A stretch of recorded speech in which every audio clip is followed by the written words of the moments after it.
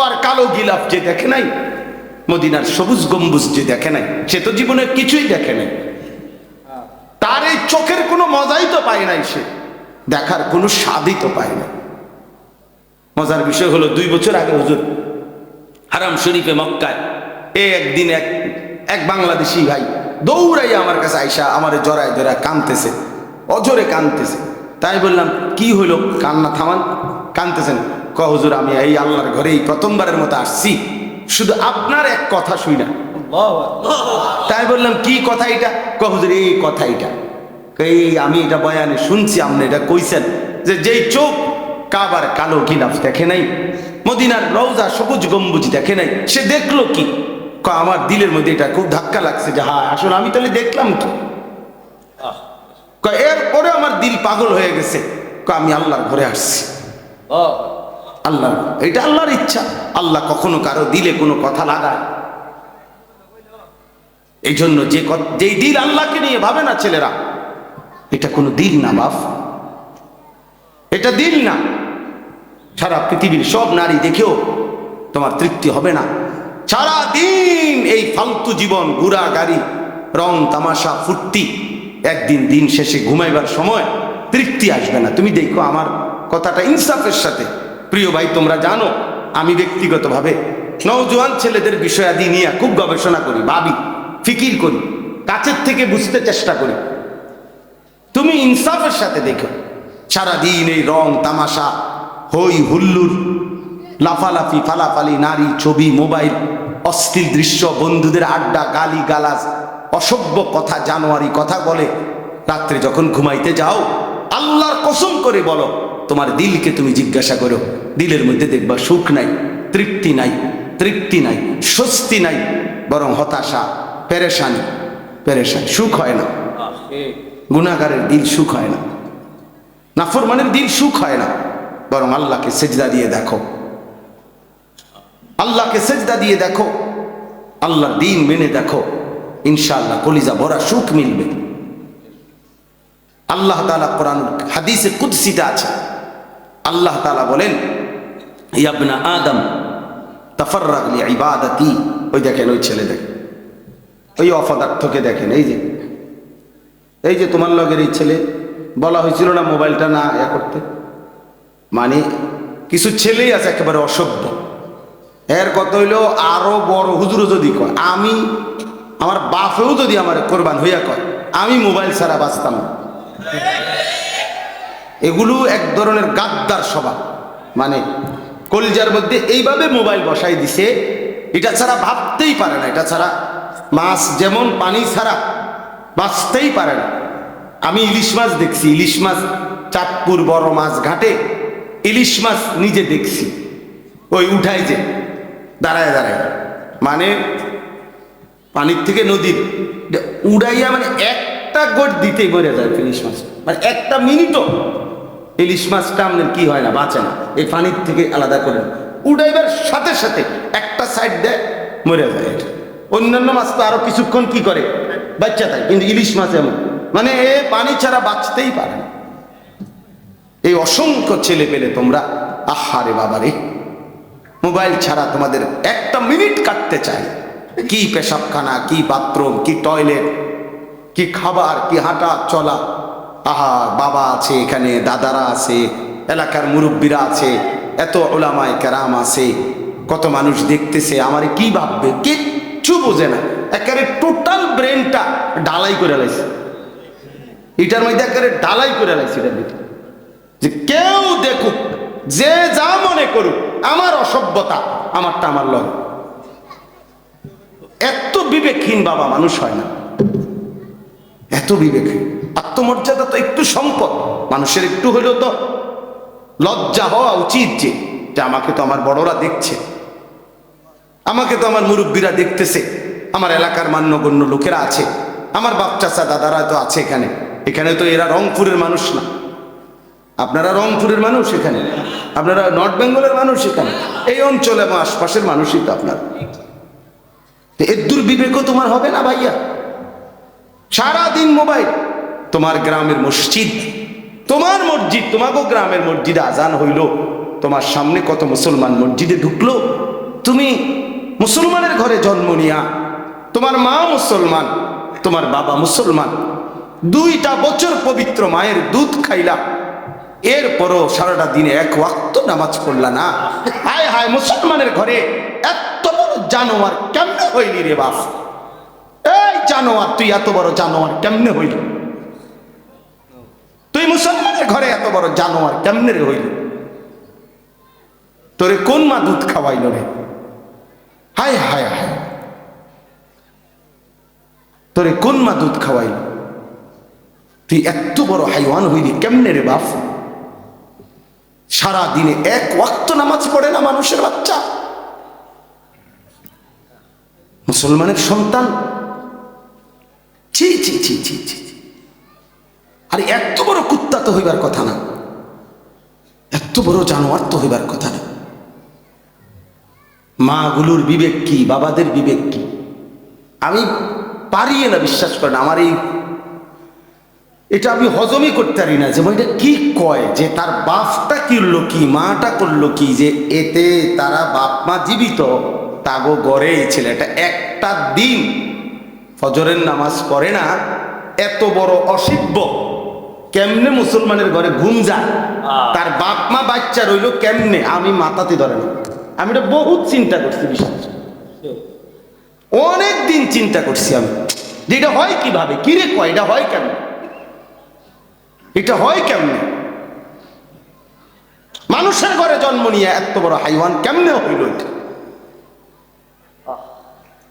কেমনে হইল? এটা ছেলেরা ভাইবা দেখো বেটা, ছেলে বাবা ভাইবা দে, আল্লাহরে সাক্ষী রেখা চেহারার দিকে তাকাই, নামাজি মানুষের চেহারার দিকেও দেখো, আর তোমার চেহারার দিকেও দেখো, পবিত্র চেহারা, মায়া, ভালোবাসা, মহব্বত, মানুষের আদর, তার প্রতি তুমি দেখো। প্রিয় বন্ধু, দেখো তুমি তোমার মতো চরিত্রহীন রে কেউ ডাকে কিনা, তোমার মতো লম্পট যে নারী ছবি, উলঙ্গ দৃশ্য, জিনা, ব্যভিচার, এই অসভ্যতা ছাড়া রাত কাটে না, দিন কাটে না, তোমার মতো হাইওয়ানকে কেউ ডাকে কিনা আদর করে, তুমি দেখো। তোমার চুল দেখা, তোমার প্যান্ট দেখা, তোমার চলাফেরা দেখা আপন মা বাপ ভয় পায়, তার উপরে কত বড় খোদার লানত, আর তোর উপরে কত বড় আল্লাহর গজব পড়ছে, তোর মা বাপ তোরে দেখা ভয় পায়, মা বাপ পর্যন্ত মারতো না তার, এই যে ডাকাইতের মতো কথা বল, আরে ভাত দাও, যাক ভাত খাইতে লইছে, খাইয়া দাও, পার করো, ঝামেলা সরো।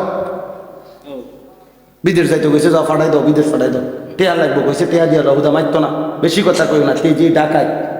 আহা, বাপে যদি কয় পুতুরে ডাকায়, মা যদি কয় যে তারে আমার ভয় লাগে, তোর উর্ফে কত বড় আল্লাহর লানত পড়ছে, তুই বেটা, তোর উর্ফে কত বড় খোদার গজব পড়ছে, তোর মার অভিশাপ পড়ছে তোর উপরে, তোর বাবার লানত পড়ছে তোর উপরে। বেটা, কোন মা বাপ কি মেনে নিবে এটা? মুসলমান মা বাপ, একজন মা বাপকে তোমরা ছেলেরা যারা নামাজ পড়ো না, এই বাবা তোমরা ছেলেরা এখন একটা মা বাপকে জিজ্ঞাসা করো যে মা আমি যে নামাজ পড়ি না, আপনি খুশি নি? মা কইব হ আমি খুশি। না, বাবারে জিজ্ঞাসা করো বেটা যে বাবা তুমি খুশি নি আমি যে নামাজ পড়ি না, আমি যে সারা রাত বেড়ি দেখি, উলঙ্গ ছবি দেখি, আমি যে বন্ধুদের আড্ডায় নারী ছাড়া অন্য কিছু কথা বলি না, আপনি খুশি নি আব্বা? কি বলবে? বাপ খুশি। তাইলে বাপে কি? বাপে অখুশি। কথা বলেন না কেন? মা তাহলে কি? তো আল্লাহ রাসূল সাল্লাল্লাহু আলাইহি ওয়াসাল্লাম বলছে মা বাবার অসন্তুষ্টি তো আল্লাহর অসন্তুষ্টি। তো তোর উপরে যদি মা বাবা অসন্তুষ্ট হয়, তোর উপরে আল্লাহর গজব, মনে রাখিস, আল্লাহর গজব। তো মা বাপ নারাজ না, একের সামান্য ইমানদার মা বাপ তো এটা চাইবে না আমার ছেলে রং তামসা করুক। একের সামান্য, একের কুদ্দুর ইমানদার মা বাপ এরাও চাইবে না ছেলেটা এক ওয়াক্ত নামাজ পড়ে না, কোন মা বাপ এটা চাইবে? তাইলে অভিশপ্ত না সে? রাসূলুল্লাহ সাল্লাল্লাহু আলাইহি সাল্লাম বলছেন রিদার রাব্বি ফি রিদাল ওয়ালিদ ওয়া সাখাতুর রাব্বি ফি সাখাতিল ওয়ালিদ। আল্লাহর সন্তুষ্টি মা বাবার সন্তুষ্টির উপরে, আল্লাহর অসন্তুষ্টি মা বাবার অসন্তুষ্টির উপরে। নবীজি সাল্লাল্লাহু আলাইহি সাল্লাম বলছে ছেলেরা বাবা শোনো, আল্লাহ নবী সাল্লাল্লাহু আলাইহি ওয়াসাল্লাম বলছে সমস্ত গুনার শাস্তি আল্লাহ তাআলা হাসরের ময়দান পর্যন্ত বিলম্ব করে, সব পাপের শাস্তি আল্লাহ হাসরের ময়দানে নিয়ে দিবে, কিন্তু ইল্লা আকুল ওয়ালিদাইন, কিন্তু মা বাবার নাফরমানি, মা বাবার কষ্ট দেওয়া, মা বাবার অবাধ্যতা, আল্লাহ রাসূল বলছে লান ইয়ামুতা হাত্তা ইউআযযিবাহুল্লাহু ফিল আরদ, আল্লাহ বলছে মা বাবার অবাধ্য সন্তান তারে আল্লাহ মৃত্যু দিবে না যতক্ষণ পর্যন্ত জমিনে তারে শাস্তি না দিবে। আল্লাহর কসম, মনে নেই বন্ধুই তোমার আপন হয়ে গেল। হ্যাঁ, এই বাড়ির ফোলা, ওই বাড়ির মাইয়া, মোবাইলের নর্তকী আর মোবাইলের ফ্রেন্ড, ওরাই আজ আপন হয়ে গেল। তোরে ওরা পালছে বেটা, তোরে তোর সময় না এই অসভ্য যেগুলো কোনোদিন নামাজ পড়ে না, ওরাও তোমারে পালছে না। তোমার পিছনে মাথার ঘাম পড়ছে ওর না তোমার বাপে? হ্যাঁ, আমার তো ছোটবেলার কথা মনে আছে, আমার আব্বারে আমি দেখতাম সারাটা দিন প্রাইভেট পড়াইতো, প্রাইমারি স্কুলে মাস্টারি করতো, মসজিদে 5 ওয়াক্ত নামাজের ইমামতি করতো, আর ফজরের পর থেকে আব্বা রাত 10টা পর্যন্ত একটা সাইকেল আছিল আব্বা, এই সাইকেলটা দিয়ে মানুষের ঘরে ঘরে ঘরে গিয়ে কোরআন শরীফ পড়াইতো। আমার কসম মনে আছে, আব্বা 1 মাস পড়াইলে আব্বাই কইতো কোথাও 100 টাকা বেতন দিত, কোথাও 150 টাকা বেতন দিত, প্রাইভেট ঘরে ঘরে গিয়া পড়াইতো। হ্যাঁ, তো এই টাকাগুলো জমা কইরা আব্বা আমরা 5 ভাই 3 বোনকে মাদ্রাসায় পড়াইছে, দিন শিখাইছে। 5 ভাই 3 বোন, আমরা 8 জন মানুষ একটা সংসারে, ছোট্ট 2টা 4টা রুমে থাকতাম। একটা ফ্যানের জন্য কতদিন কামছি, আব্বা গরমে কষ্ট হয়, আব্বা এই রুমে আর পারতেছি না, সিলিং ফ্যান লাগান লাগান। তো ওই বাবা বহুত কষ্টে বিলাই একটা সিলিং ফ্যান লাগাইছে। সেই কষ্ট করে বাপ সন্তানকে লালন পালন করছে, সেই সন্তান বিনিময়ে আজকে তুমি প্রতিটা বাবা মা এভাবে ঘাম ঝরানো কষ্ট দিয়েই সন্তানকে লালন পালন করছে। আমার ছোট বাচ্চা আছে, রাত 3টা পর্যন্ত 2টা পর্যন্ত বাচ্চাটা ঘুমায় না, তো আমার বিবিও তো ঘুমাইতে পারে না। বাচ্চার মা সে সারা দিন একবার এটা একবার ওইটা একবার ওইটা একবার ওইটা, কদ্দুর ঘুমাইতে লাগলেই আবার টান দিয়ে উঠে এলায়, ডাক দেয়, একবার কয় পেশাব করবো, একবার কয় বাথরুমে যাইবো, একবার কয় নাস্তা খাইবো, শুধু শুধু একবার কয় পানি খাইবো, একবার বাইরে দিয়া গেছে পড়ে গেছে ব্যাগ করে উঠছে, আরেকবার খোসা দিছে। এই তো না, একটা বিরক্তিকর বিষয়। আমি তো একদিনও পারতাম না, কিন্তু ওই মা, বাচ্চার মা, সে তো বাচ্চাটাকে এভাবে 5টা বছর 6টা বছর কোলে পিঠে আদরে সোহাগে বড় করছে। রে বাপ, তুমি, আমার ছোট মেয়ে আছে, তাহলে আমি তো চোখে দেখি আমার এই ছোট্ট মেয়েটাকে আমি কতগুলো চুমা দিই, আমার বিবি দেয়, কত আদর করে, কতবার জড়ায় ধরে, কতভাবে আদর করে। তাহলে এইভাবে প্রত্যেক মা বাবা তো তোমাদের প্রত্যেকটা সন্তানকে বাবা আদরে সোহাগে চুমু দিয়ে বুকে আগলাইয়া রাইখা জড়াইয়া ধইরা, এই কনকনে শীতের ঠান্ডা রাতে মা বুকে আগলাইয়া রাইখা তোমারে বড় করছিল সারাদিন নারী দেখবার জন্য, 1 ওয়াক্ত সেজদা না দেওয়ার জন্য। এই ছিল মায়ের উদ্দেশ্য।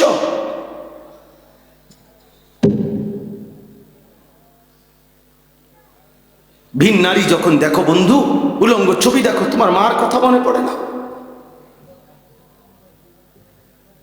তোমার মাও তো নারী, তোমার বোনের কথা মনে পড়ে না? তোমার খালার কথা মনে পড়ে না? আল্লাহ রাসূল সাল্লাল্লাহু আলাইহি ওয়াসাল্লাম তো এক যুবককে এটা বলছে না এই কথা। এক যুবক আয়েশা বলছে, ইয়া রাসূলুল্লাহ সাল্লাল্লাহু আলাইহি সাল্লাম, আমাকে আপনি জিনার অনুমতি দিতে হবে। আমি জিনা ছাড়া, ব্যভিচার ছাড়া থাকতে পারি না, বাঁচতে পারি না। আল্লাহর নবী সাল্লাল্লাহু আলাইহি সাল্লাম বলছে, যুবক আমার কাছে আসো। ওই যুবককে নবী কাছে বসায় বলছে, যুবক তোমার মার সাথে যদি কেউ জিনা করে, ব্যভিচার করে, তুমি তখন কি করবা? যুবক তরবারি বাহির করে বলছে, আমি তাকে এক কোপে তার গর্দান আলাদা করে ফেলবো। বলছে, তোমার বোনের সাথে কেউ জিনা করলে তুমি কি করবা? যুবক বলছে, তরবারির কোপ দিয়ে তার গর্দান আলাদা করে ফেলবো। বলছে, তোমার খালার সাথে যদি কেউ জিনা করে, হারাম কাজ করে, তুমি কি করবা? বলছে আমি তরবারি দিয়ে কল্লা ফালাই দেব। আল্লাহ রাসূল সাল্লাল্লাহু আলাইহি সাল্লাম বলছে, যুবক একটা বার তাইলে ভেবে দেখো, তুমিও যার সাথে অপকর্ম করতে চাচ্ছ সেও তো কারো মা, কারো বোন, কারো খালা, কারো মেয়ে, তাহলে সে কিভাবে মেনে নিবে? আল্লাহর কসম, হাদিসে স্পষ্ট আছে। ওই যুবক এই কথা শুনেই চোখের পানি ছেড়ে দিয়ে বলছি, ইয়া রাসূলুল্লাহ, আজ আমার চোখ খুলে গেল। আমি ওয়াদা করলাম আপনার সামনে আমি আর কোনোদিন এমন অসৎ রাস্তায়, এমন জিনার রাস্তায়, বেবিচারের রাস্তায় আর যাব না। এরপরে নবীজি সাল্লাল্লাহু আলাইহি সাল্লাম একটা দোয়া করছে ওই যুবকরে, বুকে হাত দিয়া 3টা বাক্য বলছে নবীজি তাকে, ওই যুবক ছেলেটাকে, আমি তোমাদের জন্য এই 3টা দোয়া করি, তোমরা আমিন কইও। কথা বুঝছো নি? তোমাদের জন্য আমরাও দোয়া করে দিলাম। আল্লাহ নবী ওই যুবকটাকে বুকে হাত দিয়ে তখন নবী কাছে না বলছে, আল্লাহুম্মা গফির যামবাহু, আয় আল্লাহ আপনি তার গুনাহগুলো মাফ করে দেন। 2, ওয়া তাহহির কলবাহু, আল্লাহ আপনি তার দিলটা পবিত্র করে দেন। 3, ওয়া হাসসিন ফারজাহু, আল্লাহ আপনি তার লজ্জাস্থানকে পবিত্র করে দেন। বাহ, কি আজিম শান! আমরাও তোমাদের জন্য দোয়া করলাম, আল্লাহ তোমাদেরকে মাফ করে দেন, আল্লাহ তোমাদের দিল পবিত্র করে দেন, আল্লাহ তোমাদের লজ্জাস্থানকে হেফাজত করে। পবিত্র নাকি আল্লাহ তোমাদেরকে কবুল করুন। অসৎ হইও না বাপ, চরিত্রহীনতা কোনো দৃষ্টিতে, পৃথিবীর কোনো ভাষায়, প্রিয় বন্ধু আমার, পৃথিবীর কোনো ধর্মে, কোনো মতাদর্শে, কোনো অঞ্চলে, পৃথিবীর মানবতা যেখানেই আছে সেখানেই নারীর সাথে অশ্লীলতা, বেহায়াপনা, নারী পুরুষের অবাধ সম্পর্ক পৃথিবীর কোথাও এটা প্রশংসনীয় নয়। কোনো ধর্মে না, কোনো ধর্মে না, পৃথিবীর কোনো ধর্মে নাই এটা। মানবতার কোনো অভিধানে, পৃথিবীর কোনো অভিধানে নারী পুরুষের অবাধ মেলামেশা এটা কখনোই পৃথিবীতে কারো কাছেই কাম্য নয়। পৃথিবীর সমস্ত ফিতনা, সমস্ত মুসিবত, যত অন্যায়, বেহায়াপনা, অসভ্যতার পিছনে নারী এক প্রধান উপকরণ। এই জন্য নারীর ফাঁদ বড় শক্ত ফাঁদ। আল্লাহ রাসূল সাল্লাল্লাহু আলাইহি সাল্লাম বলছেন, নারীকে অপমান করা হয় নাই। কেউ যদি বলে নারীকে ছোট করতে, না বেডি, তুমি বাইরে বাইরে ঘুরবা, তোমার এখানে আলগি দিয়ে ধরে রাখবো, তোমার এনে তোমার কথা বুঝেন। নারী মা তো ইসলাম তাকে ছোট করছে, নারী বোন ইসলাম তাকে ছোট করছে ভাইয়ের কাছে, নারী মেয়ে তো তাকে বাপের কাছে ছোট করছে, নারী স্ত্রী তো তাকে কি স্বামীর কাছে ইসলাম ছোট করছে? তো তাইলে অপমান করলো কই? মায়ের মর্যাদা সন্তানের কাছে ইসলাম বলে নাই? কথা বলেন। বোনের মর্যাদা ভাইয়ের কাছে বলে নাই? স্ত্রীর মর্যাদা স্বামীর কাছে বলে নাই? মেয়ের মর্যাদা বাপের কাছে বলে নাই? তাহলে বেহায়া নারীর ব্যাপারে বলছে, বেপর্দা নারীর ব্যাপারে বলছে, বিন নারীর ব্যাপারে বলছে, ফাত্তাকুদ দুনিয়া ওয়াত্তাকুন নিসা। নবী সাল্লাল্লাহু আলাইহি সাল্লাম বলেন, দুনিয়ার ধোঁকা থেকে বেঁচে থাকো এবং নারীর ধোঁকা থেকে বেঁচে থাকো। বয়স্ক বাবারা আমারে আপনারা মাফ করে দিয়েন, আপনাদেরকে সামনে রেখে আপনাদের সন্তানদেরকে এই কথাগুলো বললাম, যেহেতু আপনারাই দেখছেন চারিদিকে আপনাদের এই নওজোয়ান ছেলেরা বেশি, ঠিক না বাবা? এই জন্য হয়তো আমনে করে যে হুজুর তো ফোলাফানটাই শুধু কইল, ফোলাফান তো আমনের গো বাবা। কথা বলেন, এগুলো আপনাদের ছেলে পেলে না, এগুলো মহল্লার আপনাদের সন্তান না? এরা যদি চরিত্রবান হয়, এরা যদি নামাজ হয়, এরা যদি ফজরের নামাজ পড়ে, আল্লাহর কসম আগামীর ইসলামের পতাকা এদের দ্বারা উড়বে ইনশাআল্লাহ। কোনো সন্দেহ নাই, কোনো সন্দেহ নেই, কোনো সন্দেহ নেই। প্রিয় ছেলেরা মনে রাখো বাবা, আমি প্রতিদিন চিল্লাইতেছি, আগামী দিনে ইনশাআল্লাহ এটা মনে রাখো। তোমরা যদি কারো বিবেক থাকে, তুমি ভাইবো আগামীর পৃথিবীর খবর নিও, বুঝতে চেষ্টা করো আগামীর পৃথিবী ইসলামের পৃথিবী, আগামীর পৃথিবী কোরআনের পৃথিবী। এই যে ব্যাপক প্রত্যেক মাহফিলে আমি একজন না, আলহামদুলিল্লাহ হক্কানি উলামায়ে কেরাম বর্তমানে যেখানেই বয়ান করে, এই সব মাহফিলে আলহামদুলিল্লাহ কিশোর তরুণ নওজোয়ান ব্যাপক উপস্থিত হয়। এটা লক্ষণ, এটা পূর্বাভাস আগামীতে এই নওজোয়ানরা ইসলামের পতাকা উড়াবে। তুমি মনে করো না কেডা ভালো হয়েছে, তুমি জানো তোমার দ্বারা কইব গীতা হইতে, তোমার মতো সিটারের নি কইব হইতে ভালো হয়েছে। ভালো কে কে হইছে, চরিত্রবান কে কে হচ্ছে, আল্লাহর কসম এরা তো আমাদের কাছে সম্পর্ক রাখে, যোগাযোগ করে, প্রত্যেকের সুবিধা মতো ওলামায়ে কেরামের কাছে পেশ করে যে হুজুর পিছনের গুনাহ ছেড়ে দিছি, নতুন জিন্দেগি শুরু করে দিছি। তুমি জানো না, তোমারে বলবে কীর্ত, তোমারে কীর্ত কইব। ওলামায়ে কেরাম ছাড়া জাতির কোথাও কোনো আশ্রয় নাই। ঈমান আমলের জন্য, আখিরাতের জন্য, দ্বীনের জন্য দাওয়াত বলেন, তাবলীগ বলেন, তালিম বলেন, তাজকিয়া বলেন, সর্বকিছুতে উম্মতের আশ্রয় ওলামায়ে কেরাম। ওলামায়ে কেরাম, ওলামায়ে কেরাম থেকে বিচ্ছিন্ন হয়ে কোনো কাজ করিলে পৃথিবীতে সেটা দ্বীনের নামে টিকবে না। বাতরকারীর নামে টিকতে আরে, দ্বীনের নামে টিকবে না। এই জন্য এই যে নতুন যেই ফিতনা আমাদের উপরে চাপায়া দিছে, সাদ নামের এক ভণ্ড, এই ভণ্ড প্রতারকের যেই অনুসারীরা উম্মতের উলামাদের থেকে জাতিকে বিভ্রান্ত করার চেষ্টা করছে, এরা কোনোদিনও সফল হবে না, কোনোদিনও না। মনে রাখবে,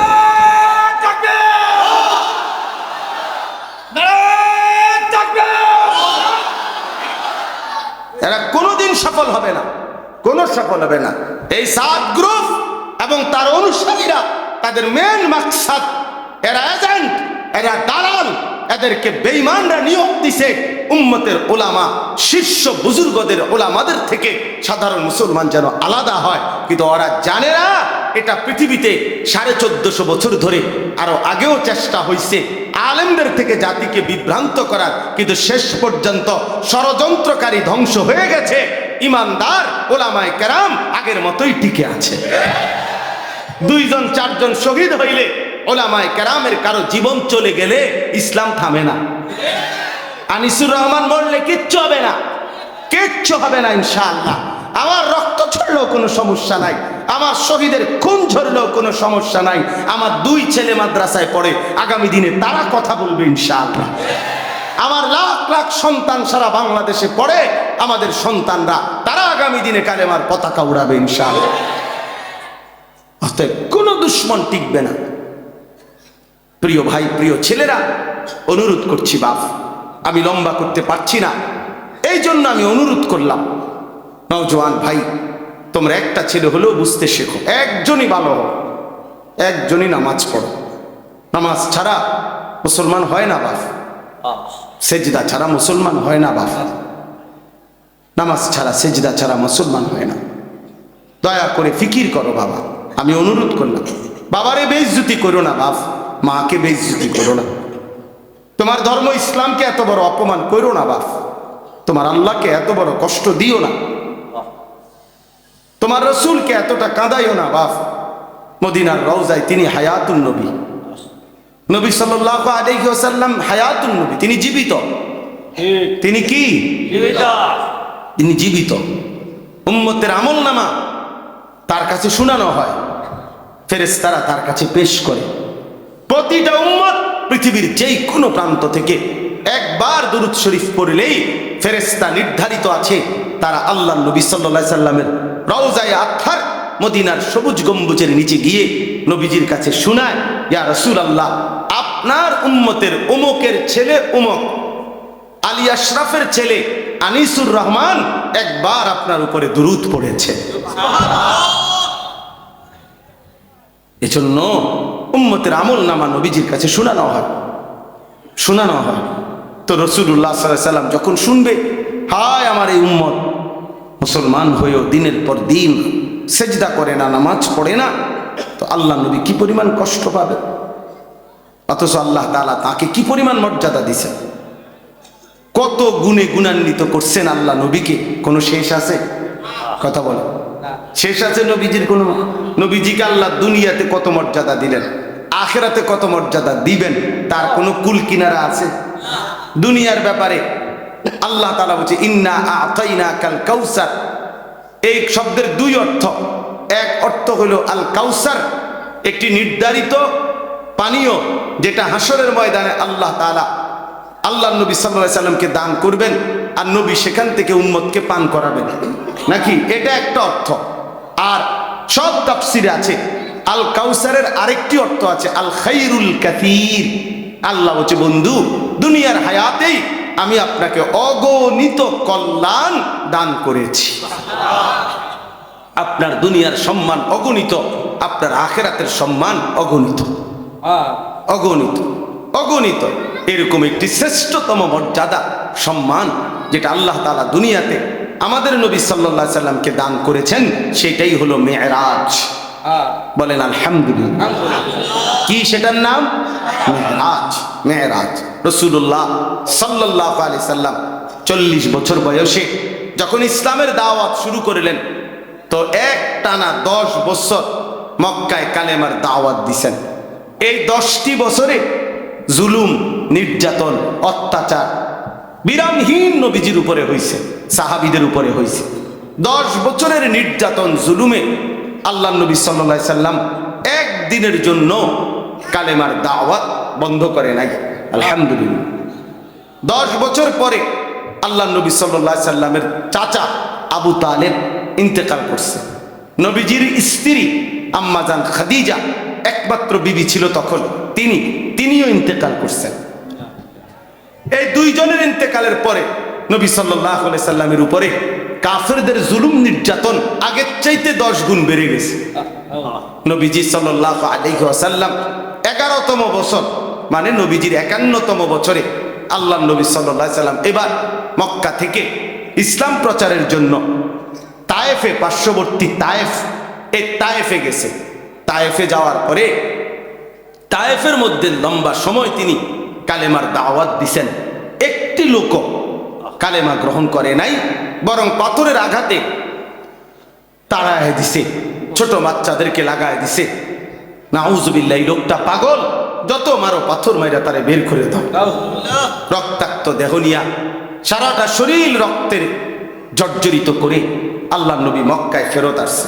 আমি সংক্ষেপে বলে ফেলতেছি, একটা মক্কায় যখন নবীজি আসছে, এই বাবারা শুনেন, তখন আল্লাহ নবী সাল্লাল্লাহু আলাইহি সাল্লামকে মক্কার কুরাইশরা, কাফেররা খুব বেশি ঠাট্টা করা শুরু করছে।